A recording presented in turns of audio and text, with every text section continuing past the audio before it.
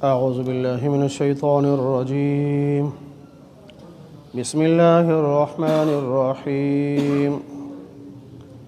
وقالوا لولا نزل عليه آية من ربه قل إن الله قادر على أن ينزل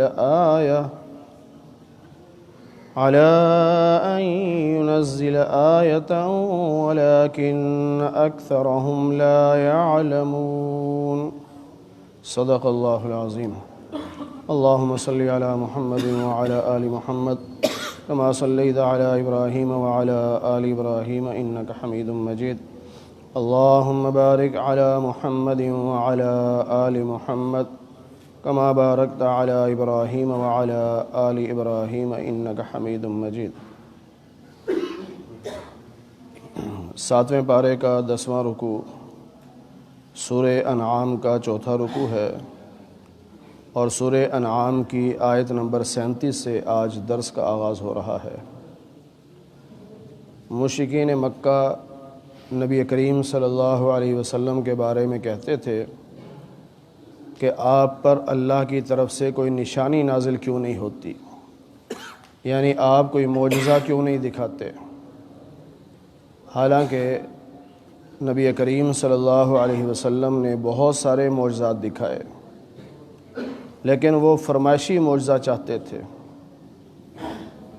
اس پہ اللہ تعالیٰ نے فرمایا کہ آپ ان سے یوں کہیے ان اللہ قادر علی ان ينزل آیہ،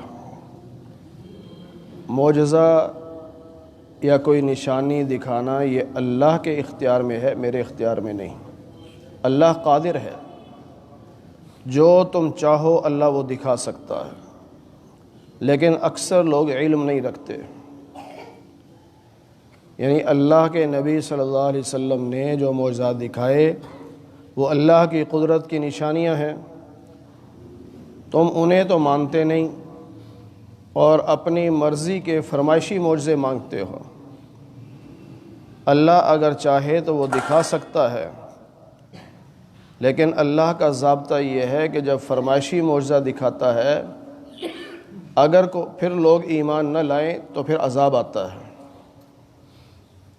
وما من دابۃ فی الارض، زمین میں جتنے بھی جاندار ہیں، ولا طائر یطیر بجناحیہ، اور جتنے بھی پرندے اپنے دو پروں پر اڑتے ہیں، الا امم امثالکم، وہ بھی تمہاری طرح کی امت ہیں۔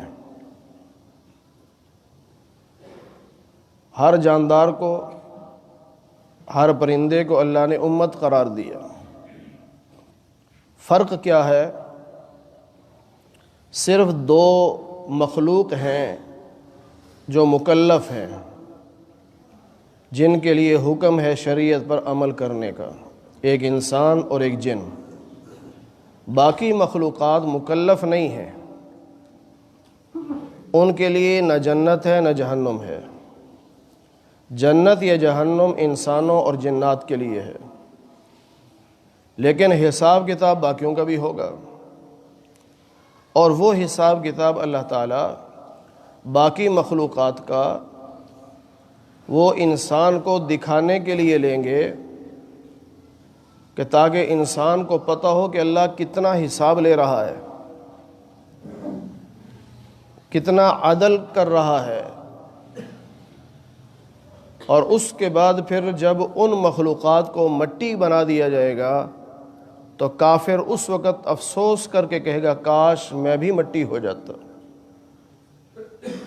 احادیث میں ہے کہ 2 بکریاں اللہ کی عدالت میں پیش ہوں گی، ایک سینگ والی اور ایک بغیر سینگ والی۔ سینگ والی شکوہ کرے گی کہ اللہ اس نے دنیا میں مجھے ٹکر ماری تھی، مجھے بڑی تکلیف ہوئی تھی۔ اللہ بغیر سینگ والی بکری سے فرمائیں گے آج تو بھی ٹکر مار لے، اپنا بدلہ لے لے۔ اب وہ ٹکر مار کے بدلہ لے لے گی۔ اب اللہ ان دونوں بکریوں سے فرمائیں گے کہ مٹی ہو جاؤ۔ اب بالکل ختم، وجود ہی ختم، مٹی ہو گئی۔ ان کو دیکھ کر کافر کہے گا یا لیتنی کنت ترابا، ہے کاش میں بھی مٹی ہو جاتا۔ لیکن انسان اور جن نے مٹی نہیں ہونا، اس کے دو ہی ٹھکانے ہیں، یا جنت ہے یا جہنم ہے۔ اللہ فرماتے ہیں ما فرطنا فی الکتاب من شیء، ہم نے جو کتاب رکھی نامہ اعمال، اس میں کسی چیز کی کمی نہیں ہے، ہر چیز لکھی جا رہی ہے، کوئی چیز لکھنے سے رہ نہیں جائے گی۔ اللہ نے کرامن کاتبین مقرر فرما رکھے ہیں، ایک نیکیاں لکھ رہا ہے، ایک بدیاں لکھ رہا ہے۔ ہمارا کوئی عمل، کوئی اشارہ، کوئی قول، کوئی عمل، کوئی فعل ایسا نہیں ہے جو نامہ اعمال میں لکھا نہ جا رہا ہو۔ ہاں یہ ہوتا ہے کہ گناہ لکھا گیا،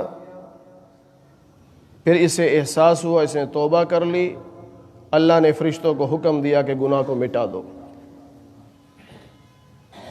یہ بھی ہوتا ہے کہ انسان نے نیکی کی اور تکبر میں مبتلا ہوا، یا نیکی کی دکھلاوے کے لیے۔ اللہ فرماتے ہیں کہ نیکی تو اس نے کی ہے لیکن لکھی نہیں جائے گی، اس کا ثواب اس کو نہیں ملے گا، کیونکہ ہمارے لیے نہیں کر رہا، ورنہ ہر چیز لکھی جا رہی ہے۔ ثم الی ربہم یحشرون، پھر سب نے رب کے پاس جمع ہونا ہے۔ والذین کذبوا بآیاتنا، جن لوگوں نے ہماری آیات کو جھٹلایا، صم و بکم فی الظلمات، وہ گونگے اور بہروں کی طرح اندھیروں میں بھٹک رہے ہیں۔ اللہ کی باتوں کا انکار کرنے والا گونگے بہرے انسان کی طرح ہے اور اندھیروں میں بھٹک رہا ہے۔ وہ تاریک خیال ہے، جو اللہ اس کے رسول کی بات کو مانتا ہے وہ روشن خیال ہے، کیونکہ اس کے دماغ کو اللہ نے روشن کر دیا، اس کے خیالات کو اللہ نے روشن کر دیا۔ یہ عجیب الٹی گنگا بہہ رہی ہے کہ دین پر چلنے والوں کو کہتے ہیں یہ تاریک خیال ہیں، اور جو جانوروں جیسی زندگی گزارے کہتے ہیں بڑا روشن خیال ہے۔ یہ قرآن کی تعلیمات کے بالکل الٹ ہے۔ اللہ ولی الذین آمنوا یخرجہم من الظلمات الی النور، اللہ ایمان والوں کا دوست ہے، اندھیروں سے نکال کر روشنی میں لاتا ہے۔ اندھیروں میں کافر ہے، مشرک ہے، ظالم ہے، جاہل ہے، بے ادب ہے، یہ اندھیروں میں بھٹک رہے ہیں، اور جو اللہ اس کے رسول کی بات کو ماننے والا، توحید والا، ایمان والا ہے، نبی کی سنتوں پر چلنے والا ہے، یہ روشن خیال ہے۔ فَمَن يَشَإِ اللَّهُ يُضْلِلْهُ، اللہ جس کو چاہے گمراہ کرے اور جس کو چاہے صراط مستقیم کی ہدایت عطا فرمائے۔ اللہ فرماتے ہیں آپ ان سے پوچھئے کہ تمہارا کیا خیال ہے، ان اتاکم عذاب اللہ، اگر اللہ کا عذاب آئے، او اتتکم الساعہ، یا قیامت آ جائے، اغیر اللہ تدعون، کیا اللہ کے غیر کو پکارو گے؟ جن بتوں کو تم مشکل کشا، حاجت روا سمجھ رہے ہو، جن بتوں کی پوجا کر رہے ہو، ایمانداری سے سچی بات بتانا کہ اگر عذاب آ جائے تو اس موقع پر ان کو پکارو گے یا اللہ کو پکارو گے؟ مکہ کا مشرک بھی جب کسی پریشانی میں مبتلا ہوتا تو پھر اللہ کو پکارتا تھا، اللہ کے غیر کو نہیں پکارتا تھا۔ ہمارے یہاں کہتے ہیں کہ رج مستیاں، کہ چار پیسے زیادہ آ جائیں تو پھر اپنی منمانی کرتا ہے۔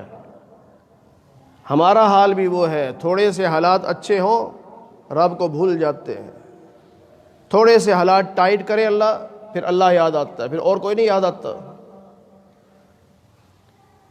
ابھی خدا نہ خاصا زلزلہ آئے تو سب کی زبانوں پہ کیا ہوگا؟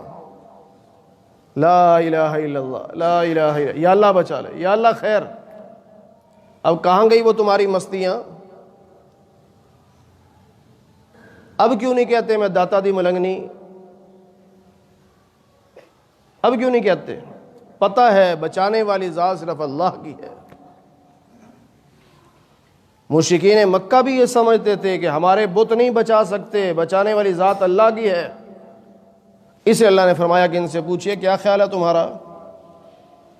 اللہ خود فرما رہے ہیں بل ایاہ تدعون،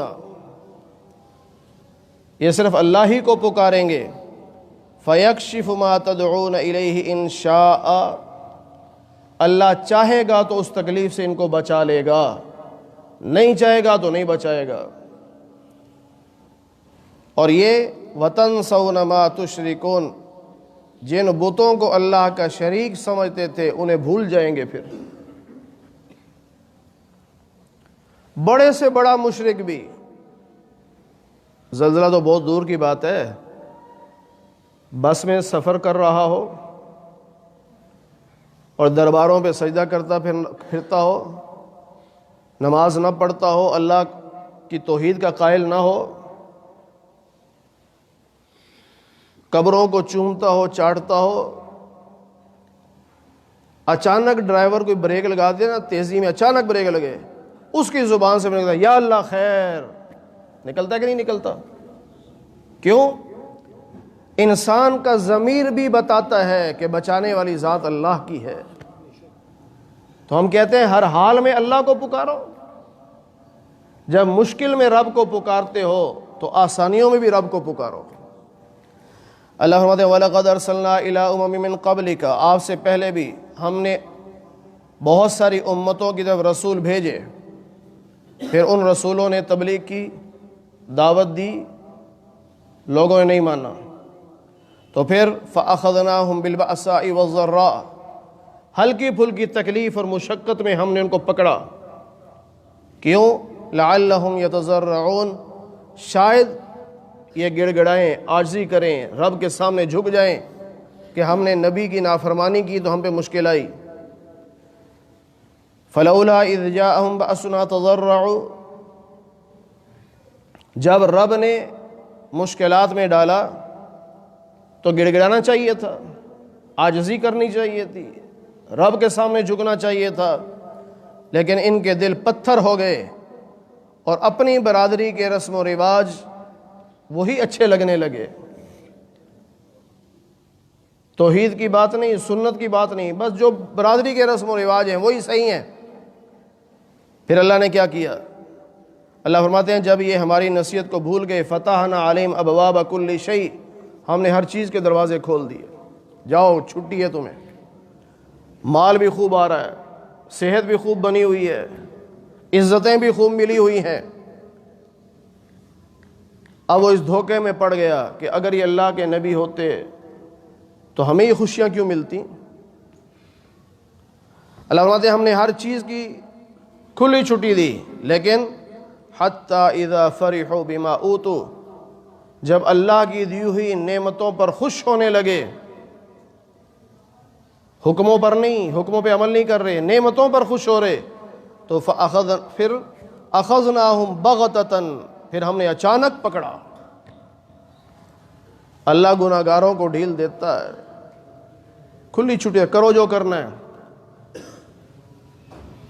یہ اللہ کی رضا کی دلیل نہیں ہوتی، یہ اللہ کی طرف سے وارننگ ہوتی ہے، اور ہم اسی میں مست رہتے ہیں۔ پھر رب اچانک پکڑتا ہے، اور جب رب اچانک پکڑتا ہے تو پھر یہ مایوس ہو جاتے ہیں، امیدیں ٹوٹ جاتی ہیں، اب نہیں بچ سکتے۔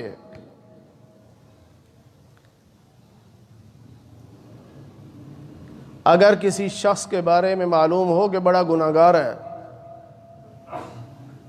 اور اللہ پھر بھی دولت دے رہا ہے، عزت بھی دے رہا ہے، عہدے بھی دے رہا ہے گناہگار ہے، پھر بھی سب کچھ ہو رہا ہے، تو سمجھ لو اللہ نے اس کی رسی کو کھلا چھوڑا ہوا ہے، ڈھیل دی ہوئی ہے، کسی بھی وقت رب اچانک اس کو پکڑے گا، اس کی رسی کو کھینچے گا۔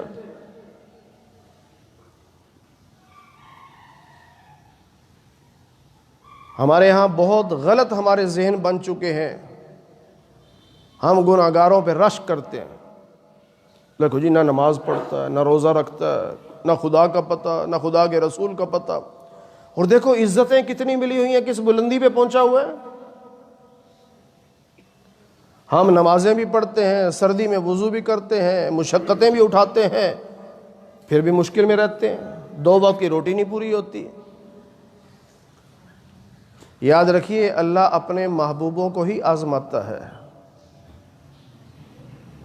کافر کو تو اللہ کچھ نہیں کہتا، کہتا ٹھیک ہے جا مزے کر، کیونکہ اس کی جنت یہی ہے، اس کی جنت یہی دنیا ہے. مومن کی یہ جنت نہیں ہے، یہ جیل ہے. اور جیل میں جب سختیاں ہوتی ہیں بندہ کہتا ہے یا اللہ اس جیل سے نکال، اپنے گھر جاؤں. تو ایمان والا جب انتقال کرتا ہے تو اپنے اصلی گھر جنت میں جاتا ہے، اور جب بندہ اپنے گھر جاتا ہے تو ساری مشقتیں بھول جاتا ہے نا. پھر راستے میں آپ نے سفر کیا، کوئی لمبا سفر، بظاہر وہ 5-6 گھنٹے کا تھا، گاڑی خراب ہو گئی، ٹریفک جام ہو گئی، گرمی سے برا حال، 12-13 گھنٹے سفر میں لگ گئے، آپ گھر پہنچے تو راحت ملتی ہے کہ نہیں؟ بس یہ دنیا کے سفر کی مشقتیں ہیں، ان کی کوئی حقیقت نہیں ہے. بس جو ہی یہاں سے ہم گئے اپنے اصلی گھر جنت میں تو ساری مشقتیں بھول جائیں گے. ایک حدیث پاک میں ہے، گناہگار آدمی اور مالدار، بہت خوب پیسہ، خوب عیاشی، کوئی تکلیف دنیا میں نہیں دیکھی، لیکن جب جہنم کا دروازہ دیکھے گا، اندر نہیں گیا، دروازہ دیکھے گا صرف، تو قسم کھا کے کہے گا اللہ کی قسم مجھے پتہ ہی نہیں راحت کیا ہوتی ہے، سکون کیا ہوتا ہے. اور نیک آدمی دنیا میں بڑی مشقتیں برداشت کر کے گیا، بڑی مشقتیں برداشت کی، لوگوں کے تانے سنے، باتیں سنی، لیکن جو ہی جنت کا دروازہ دیکھے گا اللہ کی قسم کھا کے کہ اللہ کی قسم مجھے پتہ ہی نہیں کہ مشقت یا مشکل ہوتی کیا ہے. تو دنیا کی تکلیفیں بھی عارضی ہیں، دنیا کی راحتیں بھی عارضی ہیں، تو پھر ان کے پیچھے پڑنے کا فائدہ؟ آخرت کی فکر ہونی چاہیے. اللہ فرماتے ہیں فَقُطِعَ دَابِرُ الْقَوْمِ الَّذِينَ ظَلَمُوا، قرآن پڑھ کے دیکھ لو. اللہ فرماتے ہیں جن قوموں نے ہمارے نبیوں کی تبلیغ کو جھٹلایا، ان کی دعوت پر لبیک نہیں کہا، ہم نے پھر صفحہ ہستی سے مٹا دیا، ان کی جڑ کاٹ دی، نام و نشان مٹا دیا. قوم نوح کا واقعہ پڑھ لیں، قوم عاد کا، قوم سمود کا، قوم تبا کا، قوم مدین کا، اصحاب ایکا کا، قوم فرعون کا، پڑھ لیں واقعات. رب نے بڑی ڈھیلیں دی ہیں، لیکن جب رب نے پکڑا تو پھر کسی کافر کو زندہ نہیں چھوڑا، سب کو برباد کر کے رکھ دیا. نوح علیہ السلام نے بھی بددعا میں یہی کہا تھا رب لا تذر علی الارض من الکافرین دیارا، اللہ ایک کافر کا بھی گھر نہ چھوڑا. پھر کشتی میں سوار ایمان والے بچے، بس باقی سب ہلاک. اور جب ایسے ظالم ہلاک ہوں تو پھر کہنا کیا چاہیے؟ اللہ فرماتے ہیں والحمد للہ رب العالمین، رب العالمین کا شکر ادا کرو کہ رب نے ظالموں کو صفحہ ہستی سے مٹا دیا. اگر وہ ظالم نہ مٹتے، ہو سکتا ہے تمہارے ایمان پہ ڈاکہ ڈالتے، تمہارے ایمان کو کمزور کر دیتے، تم ان کے جبر کو نہ سہ سکتے اور ایمان سے ہاتھ دھو بیٹھتے. رب نے ان کو مٹا کر ایمان والوں کو بچایا، تو ایمان والوں کو چاہیے اللہ کا شکر ادا کرے. کافر کے مرنے پہ افسوس نہیں ہے، ہم 6 پارے میں پڑھ چکے ہیں فلا تأس علی القوم الکافرین، کافروں پہ کوئی افسوس نہیں. آگے 10ویں پارے میں مزید تفصیل آ رہی ہے ولا تصلی علی احد منهم مات ابدا ولا تقم علی قبری، کسی کافر کا جنازہ نہیں پڑھنا اور کسی کافر کی قبر پہ کھڑے ہو کے فاتحہ خوانی نہیں کرنی، نہ اس کی مغفرت کی دعا جائز ہے. اور آج مسلمانوں کو پتہ ہی نہیں ہے. کافر مرتا ہے تو قومی اسمبلی میں کہا جاتا ہے دعا کرو جی، اور وہ بیچارے ایسے جاہل بیٹھے ہوئے ہیں کافر کے لیے دعا کر رہے ہیں اللہ اس کی بخشش کرے جی. اللہ نے اپنے محبوب نبی کو منع کر دیا تھا کسی کافر کی قبر پہ کھڑا نہیں ہونا، اور یہاں کافروں کی قبروں پہ جا رہے ہوتے ہیں، ان کی آخری رسومات میں شریک ہو رہے ہوتے ہیں۔ اتنے کمزور ہمارے ایمان ہو گئے۔ شیعہ مر رہا ہے جنازے میں جا رہے ہیں، مرزائی مر رہا ہے جنازے میں جا رہے ہیں، اور بعد میں پھر کوئی مسئلہ بتا دے تو کہتے ہیں لو جی نیا مسئلہ آ گیا۔ ابھی نیا مسئلہ نہیں ہے، آپ لوگوں نے کبھی پوچھا ہی نہیں مسئلہ۔ قرآن پڑھو نا، فلا تأس علی القوم الکافرین، کسی کافر قوم پر افسوس نہیں کرنا، کسی کافر کا جنازہ نہیں پڑھنا، کسی کافر کی قبر پہ کھڑے ہو کر افسوس نہیں کرنا، بلکہ ظالم کافر کے مرنے پر والحمدللہ رب العالمین۔ اللہ فرماتے ہیں نبی علیہ السلام سے، قل، آپ ذرا ان سے پوچھئے کہ چلو ایک بات بتاؤ، ان اخذ اللہ سمعکم و ابصارکم، اگر اللہ تمہارے کانوں کی سماعت لے جائے، آنکھوں کی بینائی لے جائے، وختم علی قلوبکم، تمہارے دلوں پر مہر لگا دے۔ پہلے سمجھنا مشکل تھا کہ دلوں پہ مہر کیا لگتی ہے، مطلب تو وہی ہے کہ اندر ہدایت نہ جائے، بات سمجھ نہ آئے، لیکن آج کل کے دنیا میں یوں سمجھ لو کہ اگر اللہ تمہارے ہارٹ کو فیل کر دے، من الہ غیر اللہ یاتیکم بی، اللہ کے علاوہ بتاؤ کون ہے جو تمہارے کانوں کی سماعت واپس کرے، کون ہے جو تمہاری بینائی کو واپس کرے، کون ہے جو تمہارے دل کی دھڑکن کو صحیح کرے؟ اللہ کے علاوہ تو کوئی نہیں ہے۔ تو پھر کن بتوں کے سامنے جھک رہے ہو، کن قبروں پہ سجدے کر رہے ہو؟ سجدہ صرف اللہ کے لیے جائز ہے، اللہ کے علاوہ کسی کے لیے جائز نہیں۔ مدد مانگو صرف اللہ سے، ایاک نعبد و ایاک نستعین۔ یہ سٹیجوں میں پڑھنا آسان ہے، اور پھر کرسی کے لیے درباروں پہ سجدے کرنا، یہ تو ٹھیک نہیں ہے۔ صحابہ والا ایمان ہونا چاہیے، میں ہر نقصان برداشت کر سکتا ہوں، لیکن میں اللہ کے علاوہ کسی غیر کے سامنے جھک نہیں سکتا، یہ ایمان ہونا چاہیے۔ اللہ فرماتے ہیں انظر، ذرا دیکھ، کیف نصرف الآیات، ہم کیسے آیات کو بدل بدل کر لاتے ہیں تاکہ انسان کو سمجھ آ جائے۔ ماں باپ ہی سمجھاتے ہیں نا بیٹے کو، بیٹا نقصان ہے ادھر نہ جانا، نہیں سمجھ آئی پھر کسی بہانے سے سمجھاتے ہیں، آج نہیں سمجھ رہا اگلے دن پھر سمجھاتے ہیں، مثالیں بدل بدل کے سمجھاتے ہیں۔ اللہ بھی اپنے بندوں کو مثالیں بدل بدل کے سمجھاتا ہے، شاید میرے بندے کو سمجھ آ جائے اور ہدایت مل جائے اس کو۔ لیکن ہوتا کیا ہے، ثم ہم یصدفون، یہ اللہ کی باتوں کو سمجھتے نہیں، کنارہ کر جاتے ہیں۔ کتنی قوم ہے، کتنے انسان ہیں قرآن کے قریب بھی نہیں آتے، نہ پڑھتے ہیں، نہ سنتے ہیں، نہ سمجھتے ہیں، آتے ہی نہیں قریب، کنارے کر جاتے ہیں۔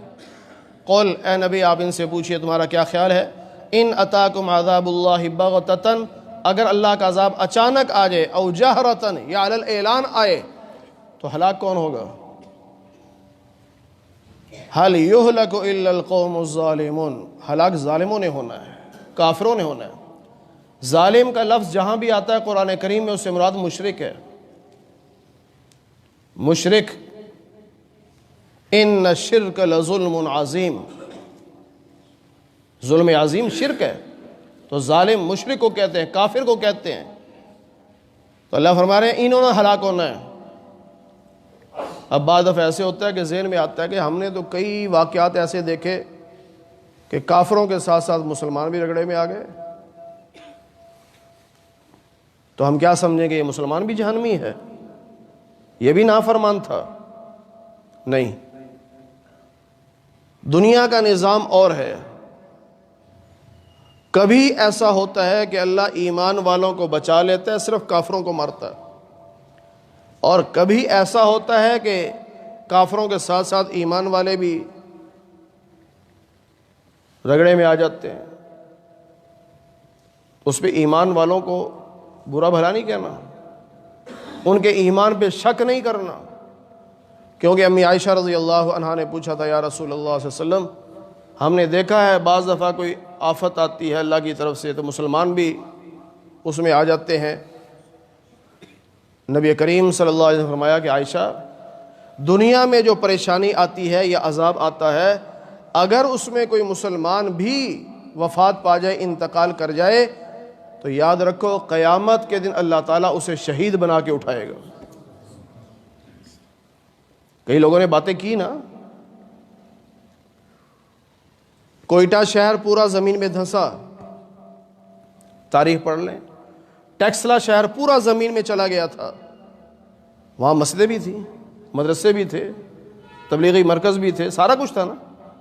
اب کہنے والے کہ دیکھو جی اگر یہ سچے ہوتے تو یہ تو بچ جاتے، نہیں، یہ کوئی ضابطہ نہیں ہے کہ لازمی اللہ تعالیٰ چھانٹی کرے گا۔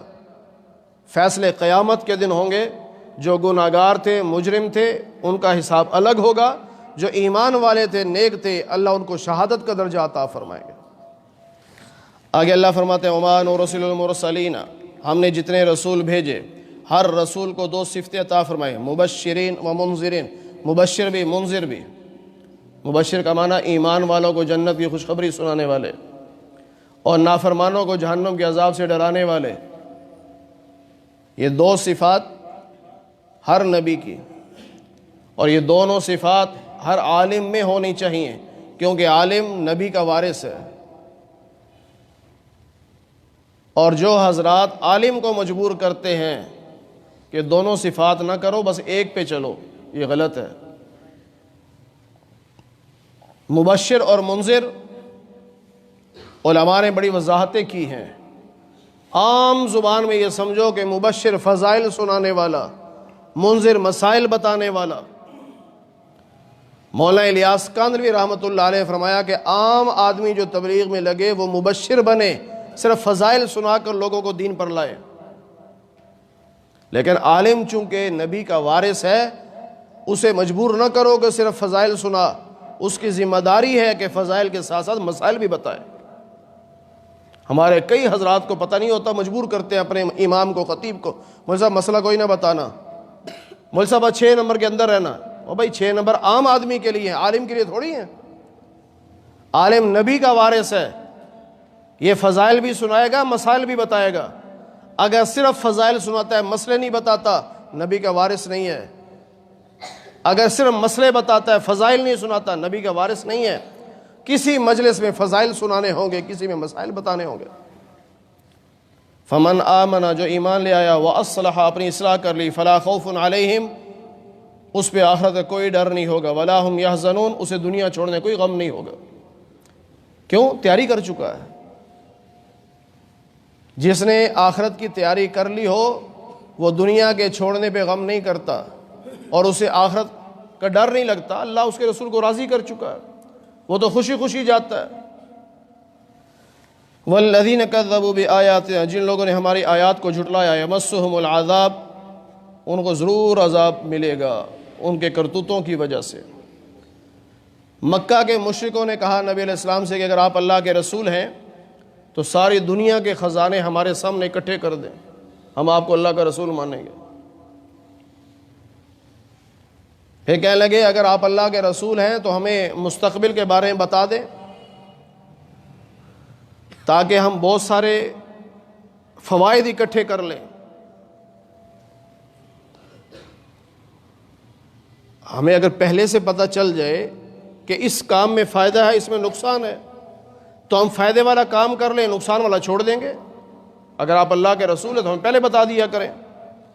تیسرا مطالبہ یہ تھا کہ اگر آپ اللہ کے رسول ہیں تو آپ کو تو فرشتہ ہونا چاہیے، نوری مخلوق ہونا چاہیے، آپ تو ہماری طرح بشر ہیں، کھاتے ہیں پیتے ہیں بازاروں میں جاتے ہیں۔ 3 مطالبے تھے۔ اس پہ اللہ نے فرمایا نبی علیہ السلام سے، قل، اے نبی آپ ان کو بتا دیجئے، لا اقول لکم عندی خزائن اللہ، میں تمہیں نہیں کہتا کہ اللہ کے خزانے میرے ہاتھ میں ہے، اللہ کے خزانے اللہ کے ہاتھ میں ہے، وہ چاہے تمہیں دے دے نہ چاہے نہ دے۔ تو نبی یہ تو نہیں کہتا کہ خزانے میرے ہاتھ میں ہیں، نبی کہتا ہے میں تمہیں وہ ذات بتاتا ہوں جس کے ہاتھ میں سارے خزانے ہیں، وہ ذات اللہ کی ہے۔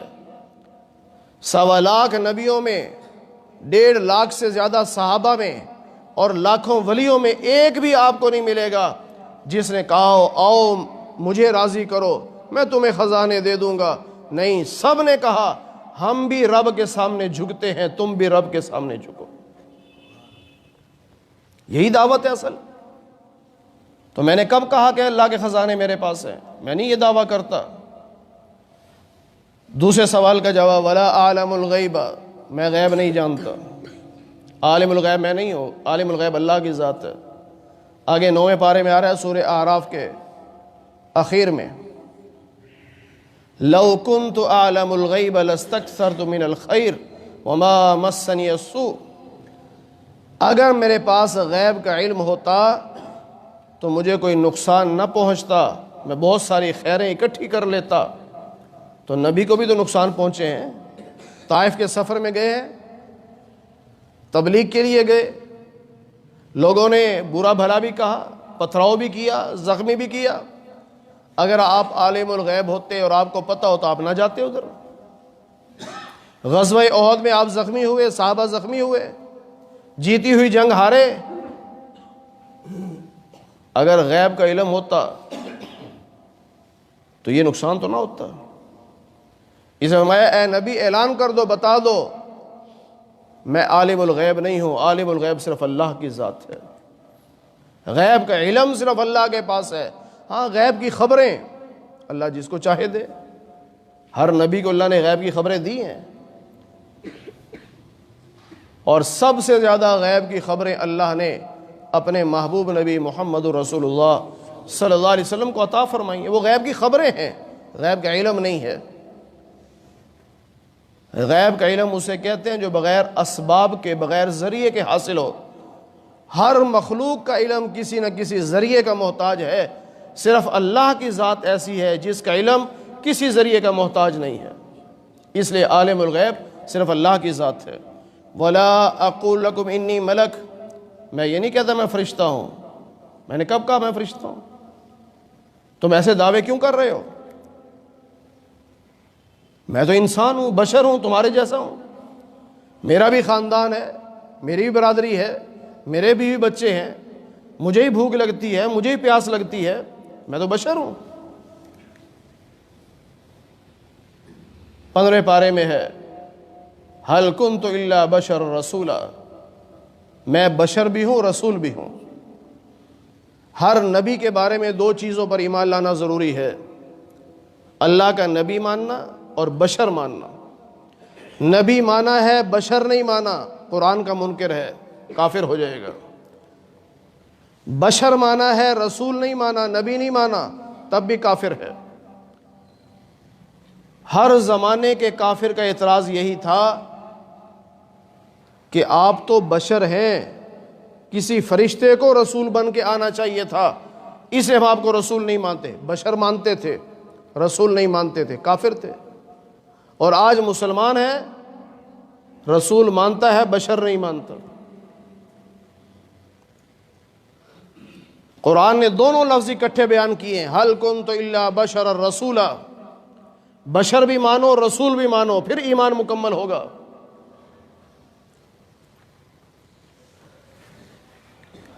اگر زمین پر فرشتے رہ رہے ہوتے، اللہ فرماتے ہیں فرشتے کو رسول بنا کے بھیجتے۔ رسول تو بھیجنا ہے انسانوں کے لیے، تو پھر انسان ہی کو رسول بنا کے بھیجنا تھا نا۔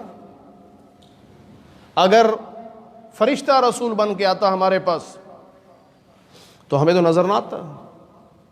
ابھی فرشتے ہیں کہ نہیں یہ مسجد میں؟ ساری مجلس کو گھیرا ہوا ہے کہ نہیں گھیرا ہوا؟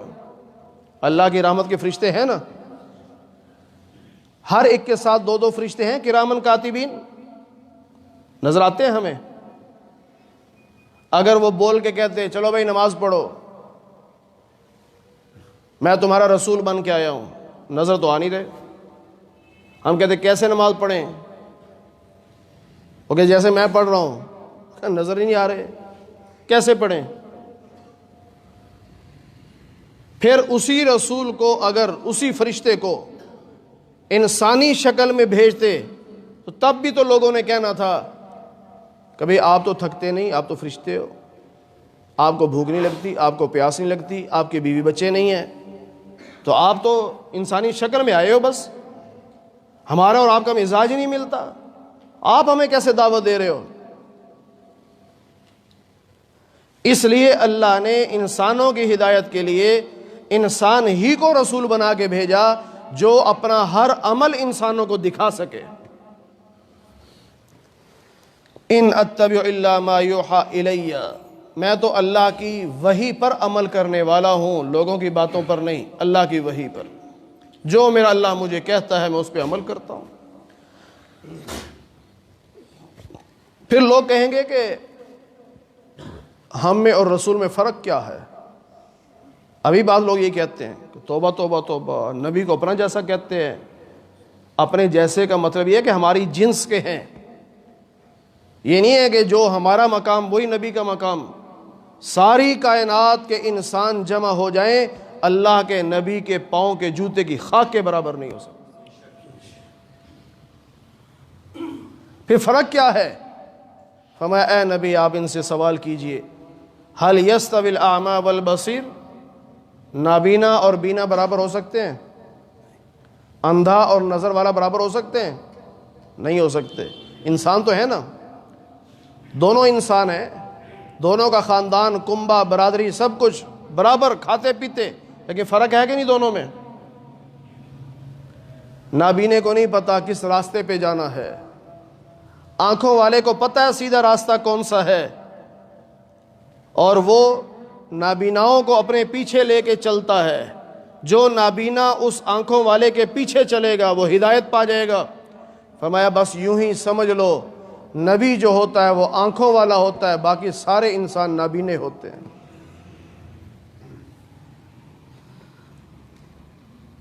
نبی آنکھوں والا ہے، بس نبی کی آنکھوں پر اعتماد کرو، نبی جو بتا رہا ہے وہ دیکھ کے بتا رہا ہے۔ ہم تو نابینا ہیں، ہمیں تو کچھ نظر نہیں آ رہا۔ اب نابینا اپنی مرضی سے چلے گا تو بھٹک جائے گا، اگر آنکھوں والے کے پیچھے چلے گا تو پھر ہدایت پائے گا۔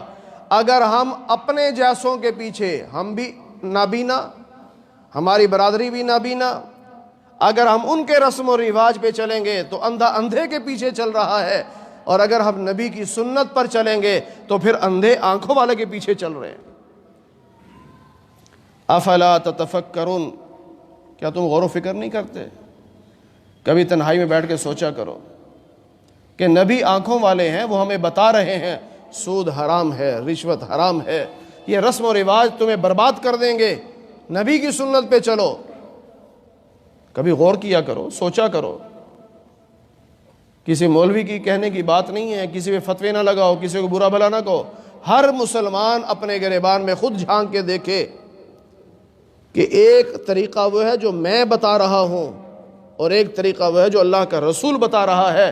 بتاؤ دونوں میں کون سا طریقہ اچھا ہے؟ اپنے ضمیر سے پوچھو۔ ضمیر آواز دے گا جب ساری کائنات میں سب سے اعلیٰ، اللہ کے بعد سب سے اعلیٰ محمد الرسول اللہ ہے، تو پھر سب سے اعلیٰ عمل بھی آپ ہی کا ہے اور اسی کی دعوت ہے۔ بالوں غصے میں آ جاتے ہیں، ناراض ہوتے ہیں، ہم کوئی کافر ہیں ہمیں تبلیغ کرتے ہو؟ اللہ کے بندو، یدعون الی الخیر، ایک جماعت ہونی چاہیے جو خیر کی دعوت دے۔ خیر کا کیا مطلب ہے؟ حدیث پاک میں ہے، کافر کو دعوت ہے اسلام کی اور مسلمانوں کو دعوت ہے نبی کی سنت کی۔ یہ تبلیغ والے آپ کو کافر سمجھ کے تبلیغ نہیں کرتے، مسلمان سمجھ کے تبلیغ کرتے ہیں۔ وہ کہتے ہیں بھائی تم مسلمان ہو، کلمہ پڑھا ہے، ہم بھی مسلمان ہیں، آؤ نبی کی سنت پہ چلیں۔ جب یہ کافروں کے پاس جاتے ہیں تو ان کو دعوت دیتے ہیں کہ بھائی اسلام سچا مذہب ہے، اسلام قبول کر لو۔ ہم تمہیں مسلمان سمجھ کے دعوت دیتے ہیں، تم اپنے آپ کو کافر سمجھتے ہو، کیسے عجیب لوگ ہو۔ دعوت دینے والا مسلمان سمجھ رہا ہے، تم خام خواہ اپنے اوپر شک کر رہے ہو کہ یہ مجھے کافر سمجھ رہے ہیں۔ بھائی کافر کو دعوت نہیں دے رہے، مسلمان کو دعوت دے رہے ہیں کہ آؤ نبی کی سنت پہ عمل کرو۔ یدعون الی الخیر، خیر کے دو مطلب ہے، نبی کی سنت کی دعوت اور ایمان کی دعوت کافر کے لیے ایمان کی دعوت ہے اور مسلمان کے لیے سنت کی دعوت ہے۔ ذرا غور و فکر کیا کرو، اپنے ضمیر سے پوچھا کرو، آپ کا ضمیر جب جواب دے گا تو وہ آپ کا جواب صحیح ہوگا۔ اللہ تعالی ہمیں قرآن کریم کی صحیح سمجھ نصیب فرمائے۔ الحمدللہ رب العالمین والعاقبۃ للمتقین والصلاة والسلام علی سید الانبیاء والمرسلین وعلی آلہ واصحابہ اجمعین۔ اے اللہ ہم سب کے صغیرہ کبیرہ گناہوں کو معاف فرما۔ اے اللہ درس قرآن کو اپنی بارگاہ میں قبول فرما۔ اے اللہ بیماروں کو صحت کاملہ نصیب فرما۔ اے اللہ بے روزگاروں کو حلال رزق نصیب فرما۔ اے اللہ حرام کے لقمے سے ہماری حفاظت فرما۔ اے اللہ جتنے مسلمان دنیا سے جا چکے سب کی مغفرت فرما دے۔ اے اللہ سب کو جنت الفردوس میں اعلیٰ مقام نصیب فرما دے۔ اے اللہ ہم سب کو قیامت کے دن حضور نبی کریم صلی اللہ علیہ وسلم کی شفاعت، جنت میں آپ کی رفاقت اور آپ کے دست مبارک سے حوض کوثر کا پانی پینا نصیب فرما۔ اے اللہ جیسے آج ہم آپ کے گھر میں آپ کے قرآن کے نام پر اکٹھے ہیں، اے اللہ ہم سب کو جنت میں بھی اکٹھا فرما دے۔ اے اللہ کل جو اس مسجد میں ختم نبوت کا کورس شروع ہو رہا ہے، 3 دن کا کورس، پیر منگل اور بدھ مغرب تا عشاء، صرف گھنٹہ سوا گھنٹہ کی کلاس ہے۔ ختم نبوت کا مسئلہ اور بہت سارے مسائل اور دلائل سمجھائے جائیں گے۔ اے اللہ اسے اپنی بارگاہ میں قبول فرما، اور تمام حضرات کو دعوت ہے کہ اس میں شرکت فرمائیں تاکہ عقیدہ ختم نبوت کی حقیقت ہمیں سمجھ میں آ سکے۔ اے اللہ محض اپنے فضل و کرم سے حضور نبی پاک صلی اللہ علیہ وسلم کے صدقے سے ہماری دعاؤں کو قبول فرما لے۔ وصلی اللہ علی النبی الکریم برحمتک یا ارحم الراحمین۔